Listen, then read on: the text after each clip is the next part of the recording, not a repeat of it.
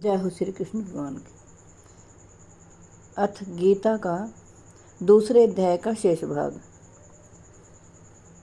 यं हि व्यथयन्ते ते पुरुषं पुरुषर्षभ सं दुःख सुखम दीनं सोऽमृतवाय कल्पते। क्योंकि हे पुरुष श्रेष्ठ, दुख सुख को समान समझने वाले जिस धीर पुरुष को ये इंद्रिय और विषयों के संयोग व्याकुल नहीं करते, वह मोक्ष के योग्य होता है। श्री कृष्ण भगवान कहते हैं, असत्य वस्तु की सत्ता नहीं है और सत्य का अभाव नहीं है। इस प्रकार इन दोनों का ही तत्वज्ञानी पुरुषों द्वारा देखा गया है। श्री कृष्ण भगवान कहते हैं, इस नाश रहित अप्रमेय नित्य स्वरूप जीवात्मा के ये सब शरीर नाशवान कहे गए हैं। इसलिए हे भरतवंशी अर्जुन, तू युद्ध कर। जो इस आत्मा को मारने वाला समझता है तथा जो इसको मरा मानता है, वे दोनों ही नहीं जानते, क्योंकि यह आत्मा वास्तव में ना तो किसी को मारता है और न किसी के द्वारा मारा जाता है। ना जायते प्रियते च कदापि नायं भूत्वा भविता वा न भूपः अजो नित्य है शाश्वतोऽयं पुराणो न हन्यते हन्यमाने। श्री कृष्ण भगवान कहते हैं, यह आत्मा किसी काल में भी ना तो जन्मता है और न मरता ही है तथा ना यह उत्पन्न होकर फिर होने वाला ही है, क्योंकि यह आत्मा नित्य अजन्मा सनातन और पुरातन है। शरीर के मारे जाने पर भी यह नहीं मारा जाता। वेदा विनाशिनं नित्यम एनं जम व्ययम कथम स पुरुषः पार्थकम घात्यति हंतिकम। श्री कृष्ण भगवान कहते हैं, हे पृथा पुत्र अर्जुन, जो पुरुष इस आत्मा को नाश रहित नित्य अजन्मा और अव्यय जानता है, वह पुरुष कैसे किसको मरवाता है और कैसे किसको मारता है। श्री कृष्ण भगवान कहते हैं, वासांसि जीर्णानि यथा विहाय नवानि गृह्णीति नरो प्राणी तथा शरीराणि विहाय जीर्णान्यानि शयति नवानि देहि। प्रभु कहते हैं, जैसे मनुष्य पुराने वस्त्रों को त्याग कर दूसरे नए वस्त्रों को ग्रहण करता है, वैसे ही जीवात्मा पुराने शरीरों को त्याग कर दूसरे नए शरीरों को प्राप्त होता है। नैनम छिन्दन्ति शस्त्राणि नैनम दहति पावकः न चैनम क्लेदन्त्यापो न शोषयति मारुतः। प्रभु कहते हैं, इस आत्मा को शस्त्र नहीं काट सकते, इसको आग नहीं जला सकती, इसको जल नहीं गला सकता और वायु नहीं सुखा सकता।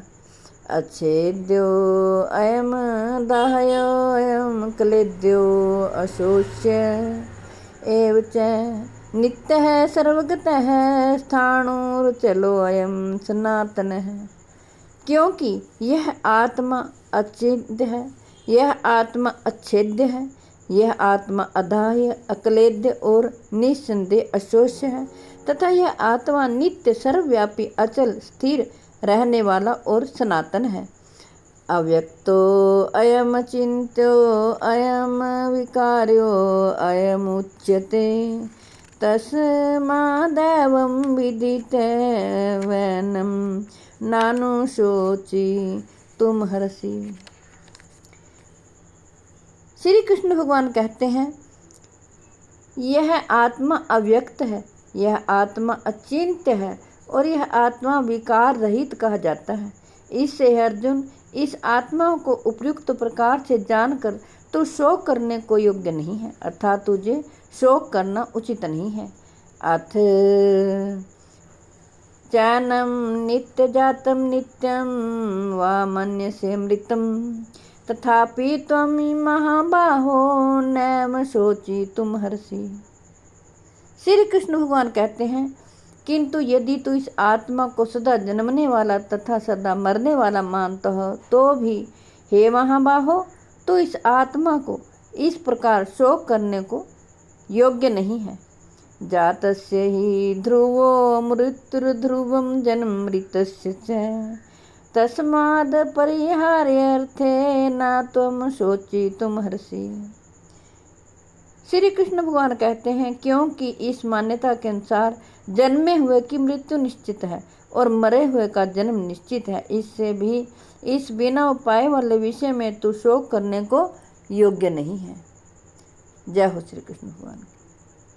हे कृष्ण गोविंद हरे मुरारे, हे नाथ नारायण वासुदेव। हे कृष्ण गोविंद हरे मुरारे, हे नाथ नारायण वासुदेव। हे कृष्ण गोविंद हरे मुरारे, हे नाथ नारायण वासुदेव। हे कृष्ण गोविंद हरे मुरारे, हे नाथ नारायण वासुदेव। हे कृष्ण गोविंद हरे मुरारे, हे नाथ नारायण वासुदेव। हे कृष्ण गोविंद हरे मुरारे, हे नाथ नारायण वासुदेव। जय हो श्री कृष्ण भगवान।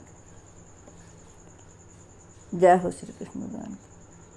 मेरी आपसे हाथ जोड़कर प्रार्थना है कि आपके घर में जो बीमार हों, लाचार हों, चल फिर ना सकते हों, आप उन्हें जरूर भगवत गीता जी का पाठ सुनाएं।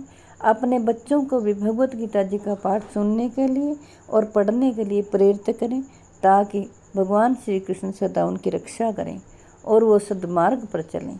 जय हो श्री कृष्ण भगवान। जय हो श्री कृष्ण भगवान। विश्व के कल्याण के लिए, जगत के कल्याण के लिए मैंने आपको भगवत गीता जी का पाठ पढ़कर सुनाया है। मैं आशा करती हूँ आप सभी इसका लाभ उठाएंगे। जय हो श्री कृष्ण भगवान।